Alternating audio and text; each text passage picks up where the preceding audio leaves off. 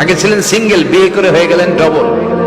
এরপরে আল্লাহ আপনাকে একটা মেয়ে দিল, এরপরে মেয়েকে বিয়ে দিয়ে শ্বশুর হলেন, এরপরে ওই মেয়ের ঘরে সন্তান হতে নানা হলেন। আর কতদিন? অনেক দিন হলো তো, অনেক লম্বা সময় পেয়েছেন আপনি।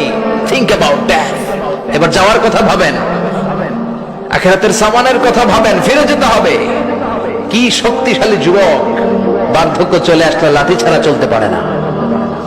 কুচকুচে কালো দাড়ি সাদা হয়ে যায়, দাড়ির শুভ্রতা, বয়সের ভার, রং ধরা যৌবন জং ধরে শেষ, ঠিক কিনা? This is the circle of life.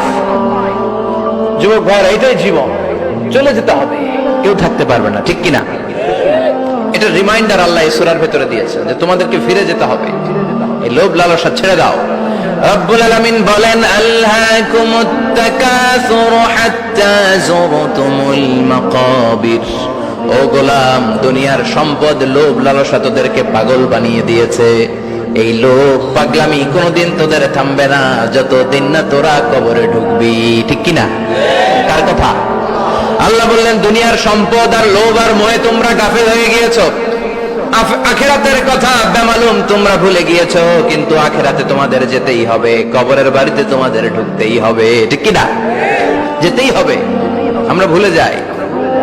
আলহাকুমুত তাকাসুর, অতিরিক্ত পাওয়ার লোভ, বেশি বেশি খাওয়ার লোভ, বেশি বেশি জমানোর লোভ মানুষকে গাফেল বানিয়ে দিয়েছে। এটা মানুষের স্বভাব। আরো চাই, আরো চাই, এই স্বভাবটা আছে না নাই? দেখবেন ছোট বাচ্চারা মসজিদের দোয়া অনুষ্ঠান শেষে জিলাপি দেয় না? গরুয়া কৃষ্ণপুর কি দেয়?